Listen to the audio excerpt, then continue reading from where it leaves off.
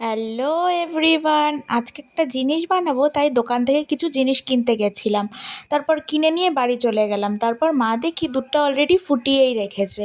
তারপর আমের চোকলা থেকে আমগুলোকে ছাড়াই নিলাম।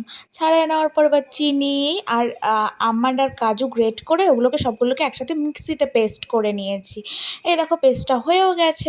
তারপর দিদিভাই এত বাসন হয়ে গেছিলো, বেচারা বাসন মাজছে। আর তারপরে আমরা ওই আমটাকে পেস্ট করে রেখেছি, আর কাজু আর আমন্ডটা আর একটু গ্রেট করে রেখেছি গার্নিশিংয়ের জন্য। 4-5টা ফ্যান দিয়ে ভিআইপি দুধকে আমাদের ঠান্ডা করতে হচ্ছে, কারণ তিনি তো ঠান্ডা হবেনই না।